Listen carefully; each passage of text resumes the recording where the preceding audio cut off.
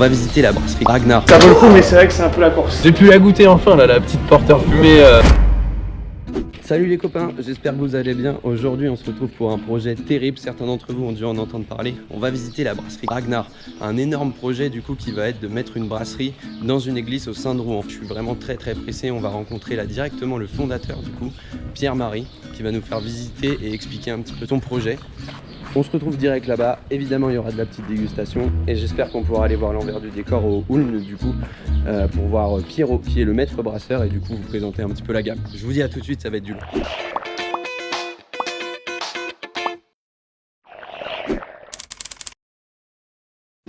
On arrive à une petite église du coup Saint-Nicaise. Église, chapelle, je sais plus. L'église. L'église du coup Saint-Nicaise. Franchement arriver déjà ici, on est au milieu de Rouen, c'est scénique quoi, c'est monstrueux. Comment vas-tu? Bah plutôt pas mal. On est un peu à droite à gauche. Yeux quand même. Ouais, léger. Ça vaut le coup, mais c'est vrai que c'est un peu la course. Ah, c'est super mignon chez vous les gars. C'est chouette, hein? Bah ouais, grave. Et là du coup c'était, tiens bah justement les visuels c'est top ça. Comment du coup est amené ce projet là, comment vous avez eu l'opportunité, comment t'es tombé dessus, pourquoi une brasserie? En fait, moi je suis venu à la base pour ouvrir la brasserie, juste la brasserie Ragnar, dans un hangar classique avec les cuves, etc. Et dans ma tête, je me disais si on peut trouver un lieu atypique. Ce que je voulais au début, c'était un château fort avec deux grosses tours, un pont-levis, enfin vraiment avec le bar dedans. Mais tu vois, t'aurais dit, t'aurais ouvert les portes. T'aurais en mode. Vraiment un délire d'enfant là-dessus et pas de château fort mais une église qui ressemble un peu quand même à une forteresse en cherchant un logement. Okay, tout simplement, je cherche un logement 2 rues plus bas, je vois le truc vraiment, il faisait pas beau, c'était en septembre, la pluie, machin. Je vois le truc dans la pénombre avec un éclair et je suis oh, qu'est-ce que c'est que ce lieu? Je voyais bien que c'était condamné, je sors mon téléphone, je tape, je vois que ça a été squatté, abandonné, donc je comprends qu'il n'y a pas de, c'est pas une église avec des gens dedans. J'en dors pas parce que tout ce que tu vois là en fait je le vois tout de suite quasiment. Le truc, je dessine et tout, je fais un dossier en une petite semaine, je fais un dossier d'une 50aine de pages pour expliquer qu'est-ce que j'aimerais mettre à l'intérieur. T'avais la brasserie qui était l'élément central, on faisait vraiment de la production, il y avait une petite taproom, là maintenant c'est plus un brewpub, ça a une petite installation et par contre on a rajouté un atelier de brassage, un musée, un restaurant, 2 restaurants, le bar d'extérieur, tu auras des salles de dégustation dans les combles et sous le sol. On a différents espaces qu'on a modélisés un peu comme un parc d'attractions. Il y a plusieurs expériences à vivre dans Saint-Nicaise. L'expérience classique, c'est venir boire un verre, mais tu peux aussi le prolonger en faisant un atelier de brassage. Tu as des salles privatives, tu as des endroits où on va t'accueillir en perso pour faire des dégustations de spiritueux, de viande maturée, de fromage affiné. Il y a une espèce de halle normande gourmande, si tu veux. Et ça, c'était pas prévu. De base, c'était juste une grosse taproom, quoi. Ok, d'accord. Ouf. En tout cas, le lieu là à l'intérieur, c'est un délire. Vous êtes bien trippé. Donc là, pour l'instant, il y a juste cette partie là qui est ouverte là, sur Saint-Nicaise. On va monter un petit peu. En gros, la plus grande frustration cette année, c'est qu'en fait, on avait demandé à ce que toute la terrasse au-dessus soit ouverte. Ouais, d'accord. Et à la place des palettes, on avait prévu de mettre des bacs de fleurs. Vas-y, regarde. Filme, t'imagines que toute la surface, ça devait être une terrasse. Pas mal de gens, ouais. Ah, tu m'étonnes. En fait, là, on peut être jusqu'à 200 en réel, et si on avait eu la terrasse au-dessus, on aurait pu monter à 350. C'est un délire. Et on n'a pas pu parce que pour l'instant, tu as encore des chutes de pierre, etc. D'accord. Mais à terme, tu pourras venir prendre tes bières et ton snacking ici. Ouais. Puis tu pourras ensuite monter sur le haut. Toutes les palettes seront en végétation comme ça, avec des plantes un peu. Alors là, on a choisi quelques trucs, mais encore mieux choisi des petites essences nordiques, etc. D'accord, ok. Et là-bas, on plante une forêt. En fait, à la place du presbytère, on va planter plein d'arbres. Ok, d'accord. Le but, c'est de mettre des pins très hauts. Ok. Et de mettre des petites lumières, des lampions, etc. Créer un côté un peu mystique, des gros totems en forme de dieu viking. D'accord. Des grosses pierres aussi. Et d'avoir un effet un peu mystique, tu vois, sur le lieu. À fond Ragnar, quoi. Putain, c'est ça, on a une thématique, super belle vision. Vous êtes bien trippé pour le coup. C'est un truc de ouf. Moi j'aime beaucoup le délire palette, brut de coffre, et puis le petit bar qui a été monté, le côté verdure, et puis c'est bête à dire mais t'es quand même coupé, tu vois, un petit peu. T'as beau être au centre de Rouen, t'as pas le passage des voitures, c'est vraiment stylé. En fait c'est un bar de quartier. Ouais. On appelle le lieu le village Saint-Nicaise, il y a un petit côté un peu Montmartre parce qu'on est en hauteur, etc. Ouais, carrément. Il y a beaucoup d'artistes, il y a aussi des gens qui ont beaucoup de moyens, des chirurgiens, des avocats. Et tout le monde vient ici, on a des gangs de bikers, on a des mémés, on a des gars qui sont tatoués de la tête aux pieds, on a des étudiants, on a des collégiens. Ah c'est stylé, ouais vraiment. On a des collégiens. Non mais. On va aller à l'intérieur. Ouais, je veux bien voir un petit peu, j'avoue je suis curieux. Allez, venez.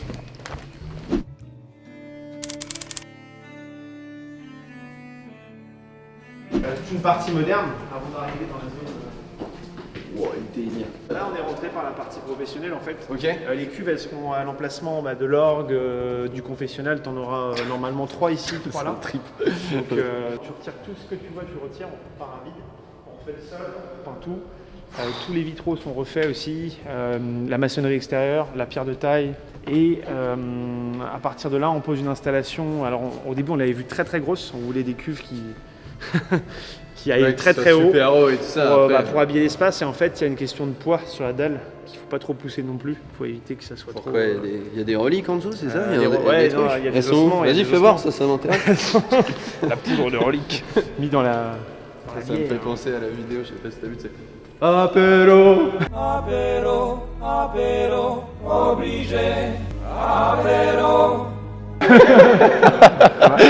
C'est un trip, c'est incroyable. C'est à part. Ah ouais, non, totalement. Tu oublies quasiment la bière, même si c'est grâce à la bière que ça va être faisable. Ça distingue fortement la marque, ça lui donne une aura.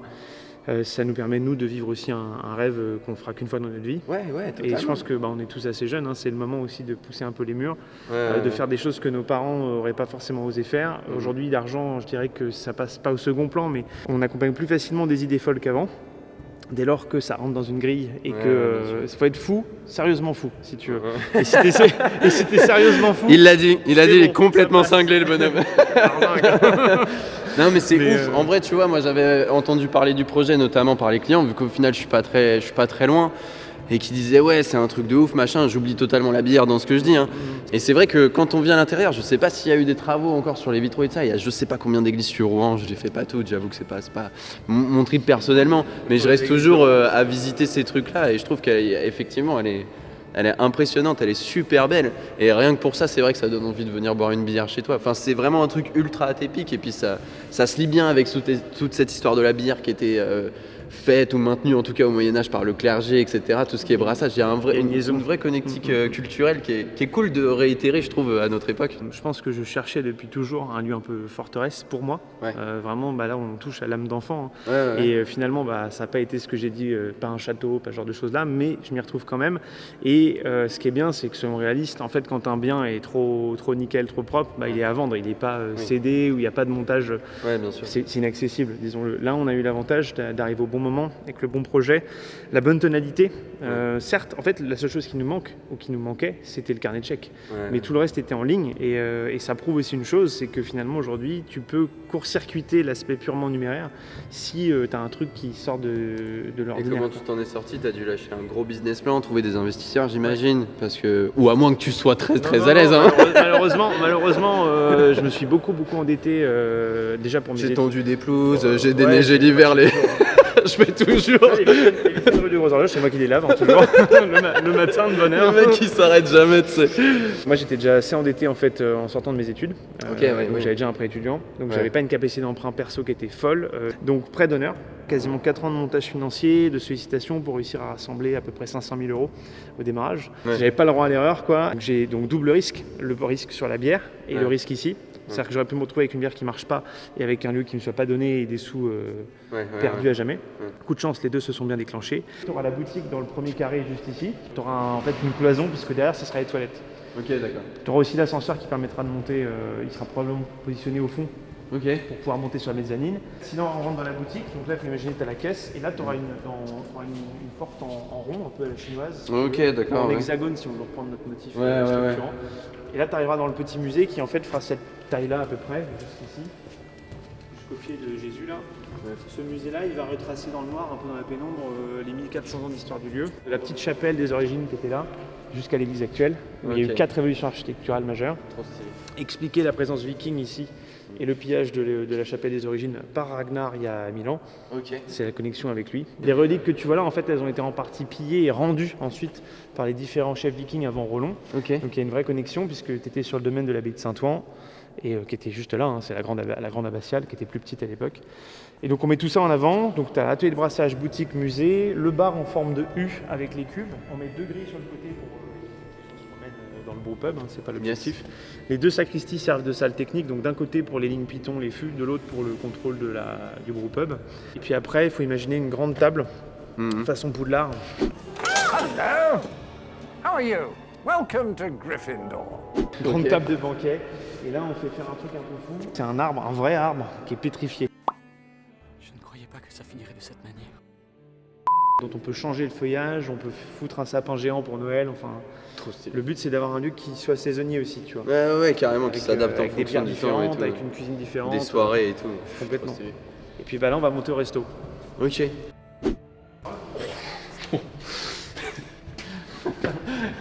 C'est génial. Donc là, on va déjeuner un restaurant de 40 couverts à peu près. Ouais, c'est stylé, tiens, vas-y, regarde la hauteur si tu veux, c'est ouf. Là, ouais, t'auras quelque chose qui sera. C'est une expérience dans l'expérience aussi, puisqu'on sera sur plutôt un semi-gastro. Et le but ici, c'est de fusionner cuisine normande et scandinave ensemble. D'accord. Donc avec un chef français, enfin un chef normand ici à domicile en permanence, Ok. et en coécriture avec un chef des Féroé, un chef islandais, un chef danois, avec des petites touches un peu scandinaves, que ce soit des purées d'érel, certains poissons, des types de salaisons ou de fumoirs, puisque l'objectif, c'est que chaque année, il y ait un pays. Une destination nordique qui donne toute la trame de fond, que ce soit dans les collabs brassicoles qu'on fera là-bas, Ok. dans la cuisine, dans une partie des programmations photos, musique, invitations, etc., de l'événementiel. Ok. Donc l'année du Danemark, l'année de la Suède, et on verra après comment on fait vivre ça. Probablement qu'il y aura d'autres axes thématiques aussi, mais au début, on va faire un cycle autour de ça. Vraiment pousser Ouais. le trip jusqu'au bout. quoi. C'est ça. C'est ultra stylé.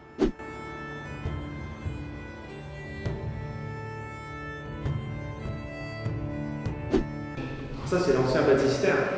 Ah ouais. Mais on l'appelle le chaudron parce que je pense si typiquement on doit faire une stallbière, en fait c'est pas si mal. On mettrait un revêtement en cuivre à l'intérieur, tu vois. Ouais. Tu les feras là-dedans. Vraiment, c'est parfait. En fait, tu as une structure en pierre qui va permettre de maintenir maintenir la ton température et le tout. On fera faire une calebasse en cuivre.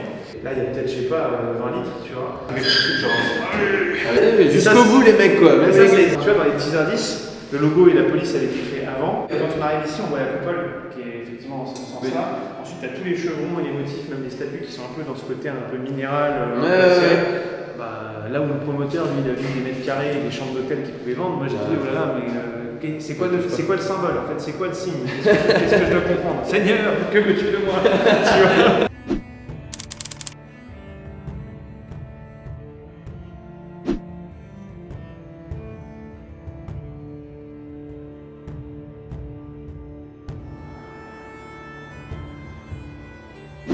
Bah du coup, merci pour l'accueil.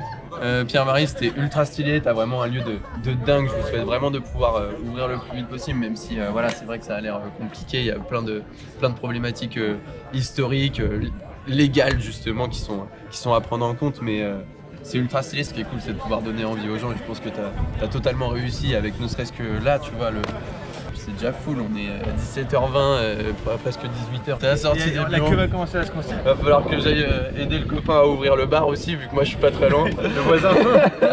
En tout cas, on se quitte sur. J'ai pu la goûter enfin, là, la petite porteur fumée au sel du coup. Je vais mal prononcer, je te laisse faire. Ouais, c'est la Eyjafjall en fait. On a voulu rendre un hommage au volcan qui avait fait chier toute l'Europe il y a C'est ce quelques, qu'on disait. Ah oui, il y a quelques années. Ouais, c'est ça, j'avais avait entendu une petite parler. touche islandaise qui avait mis tout le monde KO en Europe et voilà. Et Donc, vraiment ce côté stylé, fumé, effectivement. Alors il me disait que le Pierrot, que le sel il était vraiment très léger, qu'on sentait qu'il était très subtil. C'est vrai, hein, mais je le sens quand même. C'est là où je suis content, c'est que souvent on annonce des produits qu'on sent vraiment pas du tout. Et je le sens quand même. Il y a vraiment une bonne mousse. Et le fumé, on le retrouve. On a un léger côté terreux, je vais pas mentir. C'est sur un sel de terre d'ailleurs. Sel de terre, d'accord, ouais, tu vois. Un sel iodé marin. Bah Là, tu vois, t'es je sur savais un- pas. J'ai balancé En fait, l'esprit le terre fumé directement en Le fumé goûtant. touchant est en partie lié au malt et en partie lié au sel. Oui, Et en fait, c'est un ça. sel jaune en termes d'aspect. D'accord. Et du coup, ce sel-là qui s'appelle un sel drakkar, que tu appelles sel viking parce que finalement c'est compatible. Ouais. Donc c'est un sel islandais de terre et qui a ce côté un peu soufré, d'où sa couleur aussi. Donc ça colle bien à l'image de volcan, ça colle bien au côté fumé, enfin tout se retouche. Mais par contre, c'est vrai que si on fera sans doute une version plus iodée, plus marine, D'accord, parce que c'est vrai que la petite touche un peu iodée d'un sel de mer, Ouais. c'est super sympa aussi sur une Ouais, bière c'est- vodka. c'est totalement un exhausteur de goût, comme il dit. Je trouve qu'on a une légère pointe de sel au départ, et je trouve que ça pousse effectivement le côté un peu charbon, terreux, fumé tout simplement dessus, et c'est On est vraiment sur un sympa. 6,2 degrés d'alcool, donc on est encore sur une bière assez légère. C'est C'est vrai que je génial. pense que la déclinaison qu'on fera plutôt en mode un peu tablette de chocolat, un peu plus dense avec des Ok, cristaux de sel. Ok. On devra monter en alcool pour avoir ce rendu plus dense. Là, c'est assez élégant, assez minéral. Essayer d'avoir quelque chose d'un tout petit peu plus épais, c'est ça que tu veux Exactement, dire. en fait, Ok. l'alcool, comme tu l'as dit aussi, est un exhausteur. Ouais, En fait, ouais. en mettant plus d'alcool, tu vas faire ressortir davantage de saveurs à sel égal ou malt égal. C'est juste qu'ils vont apparaître différemment. Mais là, on voulait quelque chose de justement d'un peu plus minéral. Contrairement au nom Porter Fumosa Viking, ça reste confortable. Tu peux la boire tranquillement, quoi, sans te prendre la tête. Carrément, en tout cas, c'est vrai qu'elle est partie un peu vite, mais bon, on va rebosser quand même derrière, donc on va pas faire les fous. Oui, très vite. Hein. Toujours pareil, hein, consommer avec modération. C'est vrai qu'on fait tout ça sur l'alcool et tout, mais c'est voilà, on est des passionnés, on essaie de faire ça tranquillement. Encore une fois, je vais m'arrêter sur celle-ci, mais je vais la finir tranquille parce qu'elle est vraiment bonne. Et puis, merci encore de ton accueil, merci aux gars, Merci à Pierrot vous, et les de ça garçons. pour le temps que tu as pris pour nous. Je me doute qu'avec tous les projets, parce qu'il nous en a dit, il y a d'autres choses qui il y a vont des secrets, sortir il y a des logiquement, secrets. il y a beaucoup de secrets. On se reverra certainement. Et puis, merci pour tout. Vraiment, c'est ultra stylé. Le projet était vraiment merveilleux. Pour en avoir entendu parler et vraiment là avoir les choses en face, pardon, c'est top. C'est top. Merci à vous, les gars, c'était super.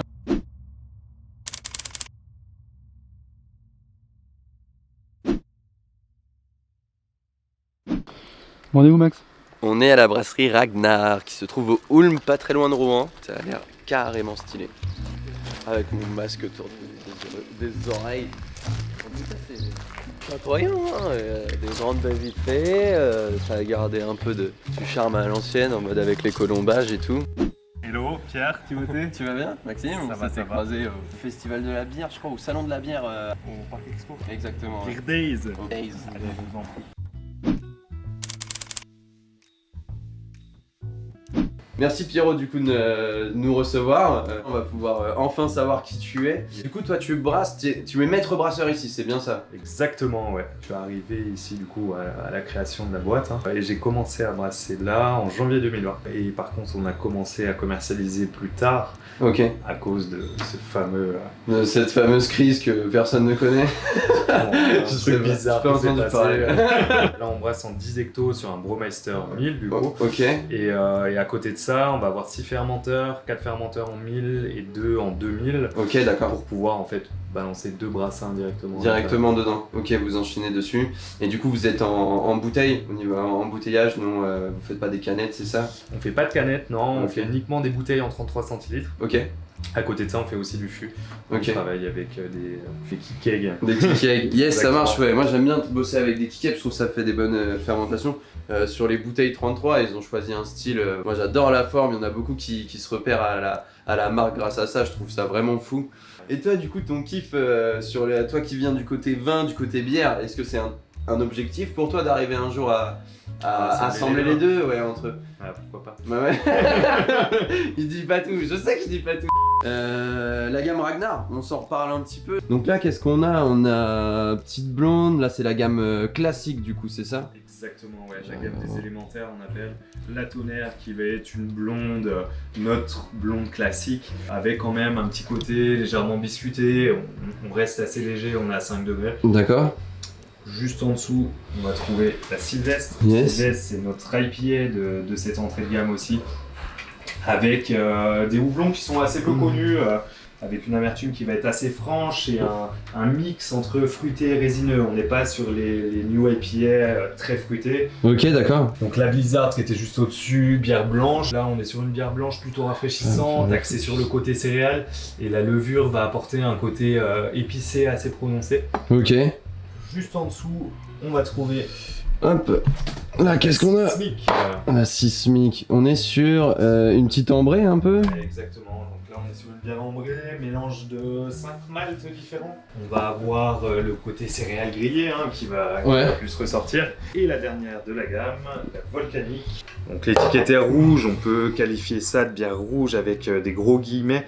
Parce qu'il n'y a pas de sucre, de glucose ou d'arômes qui sont mis à l'intérieur. Ok. En fait, c'est juste une base de bière blonde dans laquelle on fait macérer des fleurs d'hibiscus. Du coup, ça va donner une couleur légèrement rosée, un petit côté floral qui va être présent, mais pas non plus ultra dominant. Ok, ouais. Et la bière sera plus ronde que les autres. Plus ronde dans le sens où il n'y a quasiment aucune amertume. Ok. Et parce que la levure utilisée consomme pas tous les sucres. Il y a une partie des sucres qu'elle n'arrive pas à consommer, des sucres plus complexes, qui restent à l'intérieur de la bière. On n'a pas un effet sucré en bouche, par contre on a plus de rondeur. Ok, d'accord. La gamme Là. des intemporels, ouais. Ouais, donc sur cette gamme, en fait, c'est une gamme qui a un petit peu plus d'histoire déjà. Chaque recette en fait va porter le nom d'un lieu qui a été marqué par une histoire viking. Ok, d'accord. Et à ce lieu, on associe le style de recette. Ok. La première là, on est sur la Jumiège. Jumiège qui va être une bière de style bière d'abbaye, bière double belge en fait. Et la particularité, c'est qu'on fait une infusion avec des baies de genévrier. Ok. On va apporter un petit côté légèrement boisé, légèrement fruité, ça vient équilibrer la bière. Juste à côté, la Lerwick. Lerwick en fait, ça se trouve en Écosse. Du coup, on est parti sur un style Scottish Ale. Ok. Donc là, on est sur une bière brune, mais une brune qui va rester très douce, sans le côté ultra torréfié, parfois très amer qu'on peut retrouver dans certaines brunes. Et on va retrouver des arômes pas tellement café, ça va être présent, mais plus noisette, légèrement chocolaté. Ça reste très doux. Et Ok. très accessible même pour ceux qui aiment pas, qui sont pas fans Sur la petite ce Scottish, style. ouais, j'avais déjà goûté. Moi, j'avais bien aimé, effectivement. Je trouve que ça gardait une certaine rondeur, une petite onctuosité qui s'ajoute. C'est vraiment pas mal pour même les gens qui aiment bien l'ambré, tu vois. Je trouve que ça reste accessible au final d'aller Exactement, là-dessus. C'est la transition parfaite en fait entre l'ambré et la brune. Ça marche. Et du coup, là, ah si, je l'ai goûté. J'ai eu la chance de goûter. Vas-y, désolé. Ça, c'est la petite dernière. Donc la Eyjafjall en référence au volcan en Islande là, qui avait mis le gros bazar dans le trafic aérien. Yes. Et du coup, on est sur une bière noire aussi, un porteur, et la particularité c'est que c'est un porteur fumé, donc brassé avec du malt fumé. D'accord. Et en plus de ça, il y a une petite pointe de sel. C'est un sel qui est mélangé avec des épices et qui lui aussi est fumé. Ok, d'accord. Et ça, c'est quoi ça? Ça, c'est quoi là? Désolé. Je sais pas trop, mais je suis rentré, j'ai vu direct cette petite bouteille, j'ai fait qu'est-ce que c'est? Parce que bon, élémentaire, intemporel, ok, mais ça, je l'ai pas vu la dernière fois. C'est quoi là, l'indomptable? Les indomptables, ça je sais même pas si je peux en parler. Hein. Ah putain. Même pas un petit truc. Bon bah. Vraiment un petit teasing si c'est possible. Ouais, c'est possible. Oh là là, déjà la bouteille en elle-même. Regardez, c'est un trip. Ça c'est une bouteille qui est unique et je sais pas si tu te rends compte du poids. Ouais, si, carrément, ouais, y a de la consistance. La bouteille coûte plus cher que la bière, hein, c'est connu. Hein. Ah, c'est vrai. Bah, surtout que le but dans ce type de flacon, c'est quand même d'avoir des bières qui sont ultra travaillées, que ce soit travaillé en mode élevage, donc de l'élevage dans différentes barriques, hein, D'accord. de différents alcools, pourquoi pas de vin d'ailleurs. Hein, D'accord, donc du vieillissement en vue. Waouh, du lourd. Bah, hâte de voir ça. En perso, j'aime bien goûter ce genre de délire, hein, donc j'ai assez pressé en tout cas. J'ai entendu dire qu'il y avait aussi des petites recettes qui commençaient à arriver. J'en ai pas parlé, j'ai rien dit. Tu serais fier de moi, mon Pierrot. Mais ouais, il y a quelques trucs vraiment sympas qui vont vraiment pas tarder à sortir. Vous découvrirez, vous irez voir sur leur site, ou même nous on partagera du coup sur la sortie. Mais il y a des trucs vraiment sympas qui sont concoctés par du coup Pierrot et les autres brasseurs. Le but est de partir de plus en plus vers des produits qui sont assez atypiques, des produits craft entre guillemets, Ouais. pour justement capter un petit peu plus ce public craft. Et Évidemment. moi je suis quand même assez intéressé par le côté craft. Ça ah ouais, tu bois des petites barley age, des DDH, On va aller faire un quelques... tour à côté. Là. Ah bah ouais, vas-y, montre-nous. La petite caverne, quoi. Ah ouais, ça va, tranquille. Là, il y a une petite, Entre deux brassins. après, ils se changent toutes les semaines parce que bon, Ouais. c'est la consommation d'un week-end. Hein, Les bourrins, tu sais. C'était vraiment une journée ultra stylée. Moi j'ai grave kiffé, j'espère que ça vous a plu autant que moi en tout cas. Je voulais en profiter pour remercier encore une fois Pierre-Marie pour son accueil, toute l'équipe qui était là-bas, vraiment le lieu est super, les gens sont top, de très bons conseils. Pierrot, le maître brasseur, nous avoir accueillis, il a vraiment pris du temps pour nous et c'était vraiment cool de rencontrer des gens aussi passionnés que vous. Voilà, merci à tout le monde et puis j'espère qu'on se retrouve bientôt pour une nouvelle vidéo. Ciao ciao. Même si on voit pas grand chose à travers la bouteille. Quand est-ce que je peux faire des vidéos dessus? Ah ouais. Pardon. Tu me dis, hein, je les garde. Dans un an? Non, mais faut les goûter ça déjà. Après on les sortira. Oh, moi Puis ça se boit vite, hein. C'est de la fraîcheur. Moi ça, t'inquiète c'est- pas, tout se boit vite avec nous. c'est- Je passerai pour avoir le retour. Carrément. C'est la recette, quand même. Carrément, mais passe aussi pour boire un verre le retour, on verra. Ça marche. Je te remercie beaucoup, c'était vraiment stylé de ton accueil, vraiment C'était pressé avec de se grand revoir. plaisir. Et puis bah, gros projet, gros boulot, c'est cool. C'est le début d'une très belle aventure. Bah ouais, j'espère pour vous, j'espère pour vous.